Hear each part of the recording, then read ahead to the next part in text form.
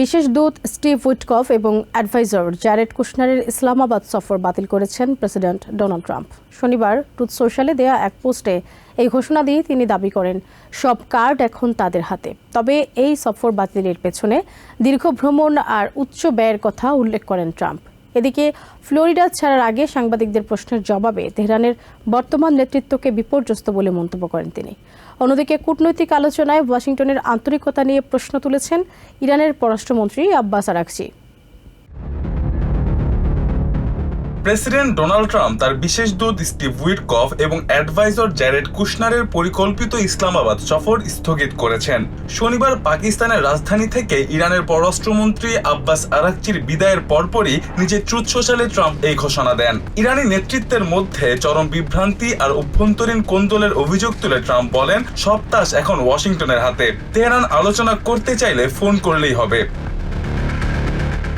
এই ঘোষণার পর ফ্লোরিডা ত্যাগের আগে সাংবাদিকদের প্রশ্নের উত্তরে ট্রাম্প সফর স্থগিতের নেপথ্যে দীর্ঘ ভ্রমণ ক্লান্তি আর উচ্চ ব্যয়ের কথা উল্লেখ করেন। একই সাথে ইরানের দেয়া সর্বশেষ শান্তি প্রস্তাবটি মোটেও সন্তোষজনক নয় বলে দাবি করেন তিনি।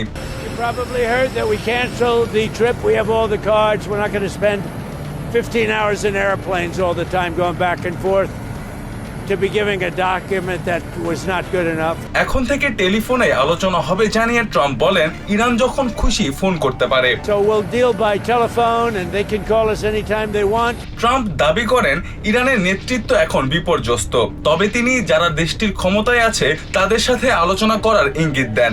Deal with whoever runs the show. They don't know. They are fighting with each other. There's tremendous infighting. They're probably fighting for leadership. In many cases, I think they're fighting not to be the leader.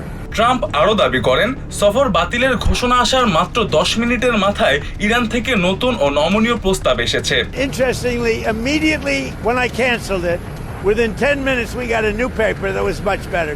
তবে ইরানের সাথে চলমান যুদ্ধবিরতি দীর্ঘায়িত করা নিয়ে এখনো কোনো সিদ্ধান্তে পৌঁছাতে পারেননি তিনি।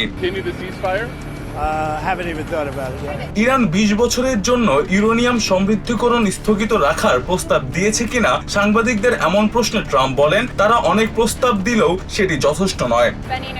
They offered a lot, but not enough. Thank you. এদিকে শনিবার এক্সে এক পোস্টে ইরানের পররাষ্ট্রমন্ত্রী আব্বাস আরাকচি তার পাকিস্তান সফরকে অত্যন্ত ফলপ্রসূ বলে অভিহিত করেন। তবে কূটনৈতিক আলোচনায় ওয়াশিংটন কতটা আন্তরিক তা নিয়ে সন্দেহ প্রকাশ করেন তিনি। অন্যদিকে মধ্যপ্রাচ্যের অস্থিতিশীল পরিস্থিতি নিয়ে ইরানের প্রেসিডেন্ট মাসুদ পেজিশকিয়ানের সাথে ফোনে কথা বলেছেন পাকিস্তানের প্রধানমন্ত্রী শাহবাজ শরীফ। পাকিস্তান এই সংকটে একটি সৎ ও আন্তরিক মধ্যস্থতাকারী হিসেবে কাজ করতে প্রতিশ্রুতিবদ্ধ বলে শনিবার এক্সে দেয়া এক পোস্টে উল্লেখ করেন তিনি। Mustafa Ashikin Abir, TVN 24 news desk. New York থেকে সম্প্রচারিত টিভিএন 24 টেলিভিশন বিশ্বজুড়ে বাঙালির কণ্ঠস্বর।